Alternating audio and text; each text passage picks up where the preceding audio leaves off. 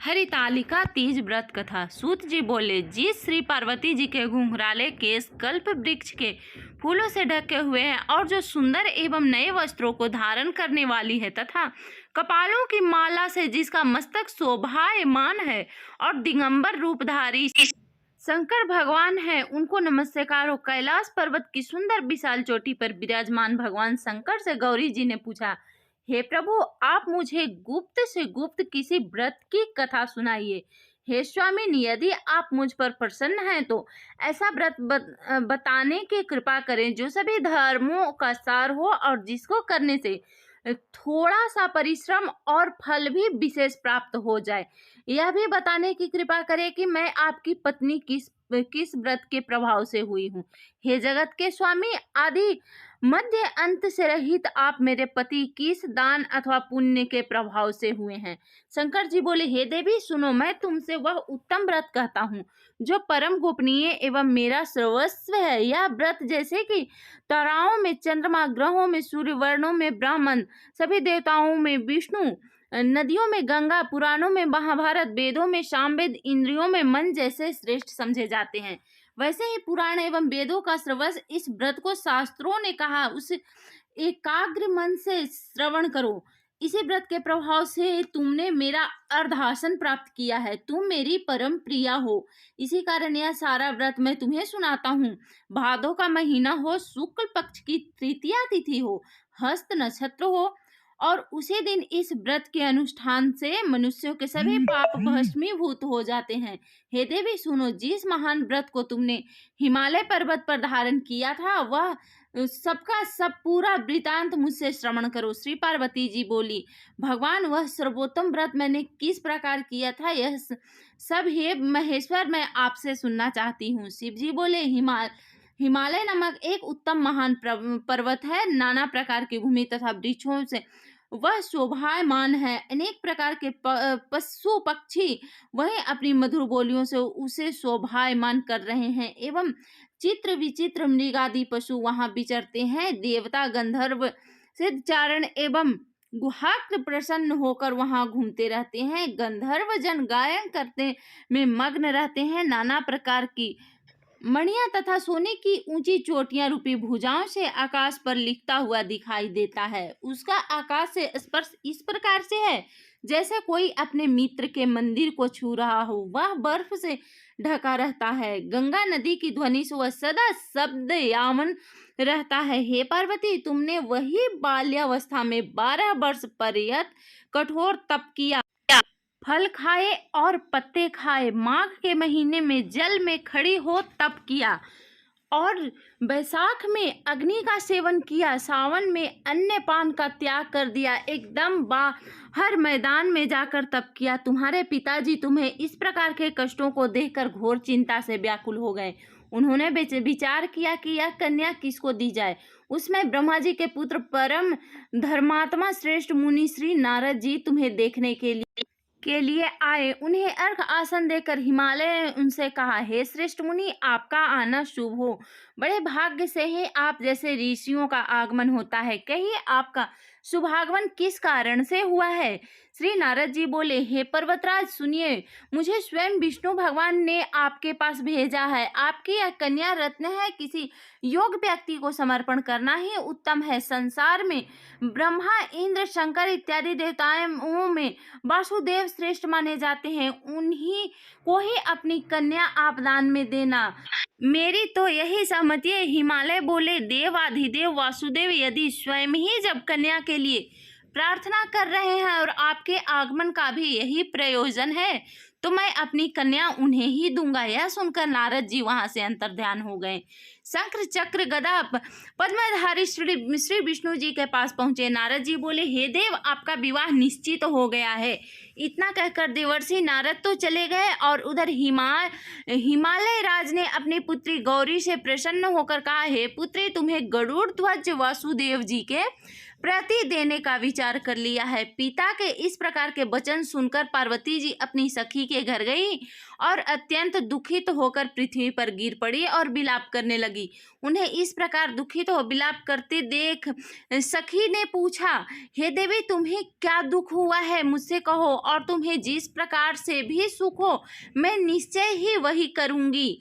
पार्वती जी बोली, सखी, मुझे प्रसन्न करना चाहती हो तो मेरी अभिलाषा सुनो। हे सखी, मैं कुछ और चाहती हूँ, मेरे पिता कुछ और करना चाहते हैं। मैं तो अपनी पति श्री महादेव जी को वर चुकी हूँ, मेरे पिता इसके विपरीत करना चाहते हैं, इसलिए हे प्यारी सखी, मैं अपनी देह त्याग दूंगी।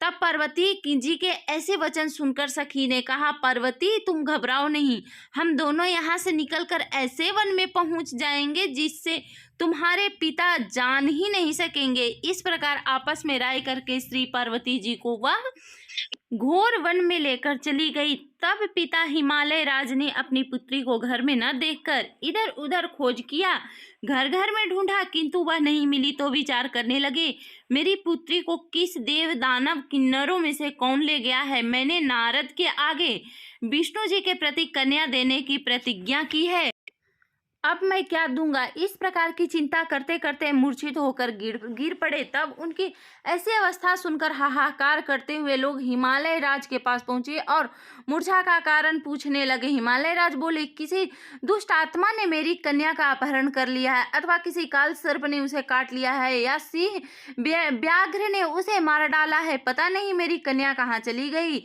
किस दुष्ट ने उसे हर लिया। ऐसा कहते कहते शोक से संतप्त होकर हिमालय राजवायु के कंपायमान महावृक्ष के समान कांपने लगे। तुम्हारे पिता ने सिंह, व्याघ्र, भल्लुक आदि हिंसक पशुओं से भरे हुए एक वन में दूसरे वन में जा जाकर तुम्हें ढूंढने लगे।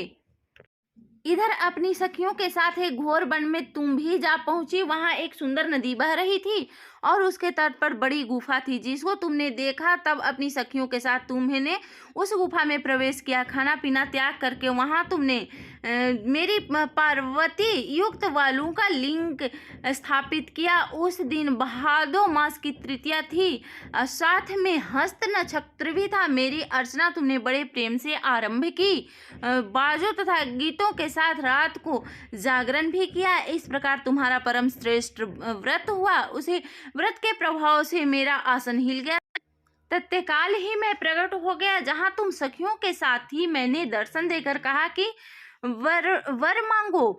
तब तुम बोली, हे देव महेश्वर, यदि आप प्रसन्न हो तो मेरी स्वामी बनिए। तब मैंने तथास्तु कहकर फिर वहां से अंतर्ध्यान हो कैलाश पर आ पहुंचा। उधर जब प्रातः काल हुआ तब तुमने मेरी लिंग मूर्ति का नदी में विसर्जित किया। अपनी सखियों के साथ वन में प्राप्त कंद मूल फल आदि से तुमने पारण किया।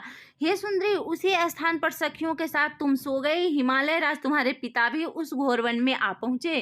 अपना खाना पीना त्याग कर वन में चारों ओर तुम्हें ढूंढने लगे। नदी के किनारे दो कन्याओं को सोता हुआ उन्होंने देख लिया और पहचाना।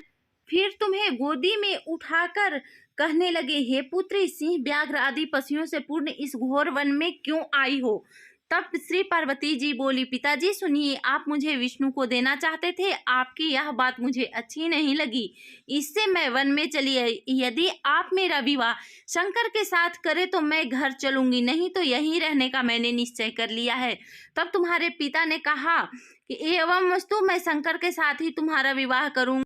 उनसे ऐसा कहने पर ही तुम घर आई। तुम्हारे पिताजी ने तब विवाह विधि से तुमको मुझे समर्पित कर दिया। हे पार्वती, उसी व्रत का प्रभाव है जिससे तुम्हारे सौभाग्य की वृद्धि हो गई। अभी तक किसी के सम्मुख मैंने इस व्रत राज का वर्णन नहीं किया। हे देवी, इस व्रत राज का नाम भी अब श्रवण कीजिए, क्योंकि तुम अपनी सखियों के साथ ही इस व्रत के प्रभाव से हरि गई, जिसके कारण इस व्रत का नाम हरितालिका हुआ।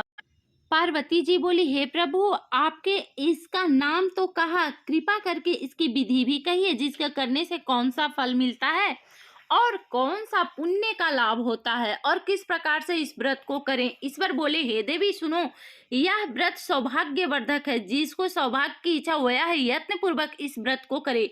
प्रथम वेदी की रचना करे, उसमें केले से खम्भ रोपित करे, चारों ओर बंदरवार बांधे, ऊपर वस्त्र बांधे, विविध रंगों के और भी वस्त्र लगावे। उस मंडप के नीचे की भूमि को अनेकों चंदन आदि सुगंधित जल द्वारा लीपे, शंख मृदंग आदि बजवाए। वह मंडप मेरा मंदिर है, इसलिए नाना प्रकार के मंगल गीत वहां होने चाहिए।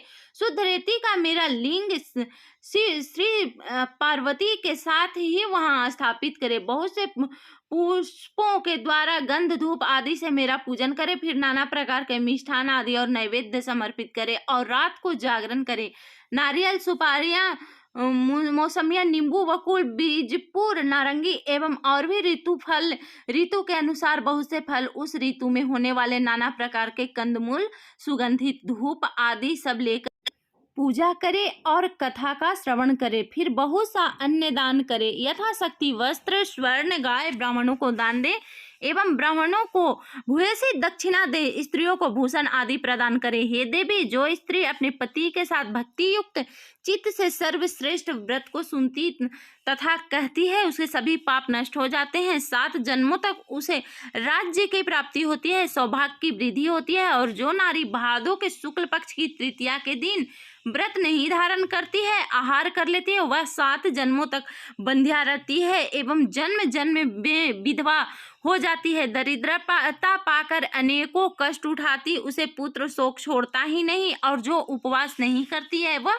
घोर नरक में जाती है। अन्न के आहार करने से उसे सुकरी का जन्म मिलता है, फल खाने से बानरी तथा जल पीने से जोंक, दूध पीने से सर्पिनी, मांसाहार से व्याघ्री, दही खाने से बिल्ली होती है, मिठाइयाँ खा लेने पर चींटी, सभी वस्तुएं खा लेने पर मक्खी हो जाती है, सो जाने में अजगरी, पति के साथ ठगी करने पर मुर्गी होती है। शिव जी बोले, इसी कारण सभी स्त्रियों को प्रयत्न पूर्वक सदा यह व्रत करना चाहिए। सोने, तांबे एवं बांस से बने अथवा मिट्टी के पात्र में अन्न रखे, फिर फल, वस्त्र, दक्षिणा आदि यह सब श्रद्धा पूर्वक विद्वान श्रेष्ठ ब्राह्मणों को दान करे। अंत में पारण करे अर्थात भोजन करे।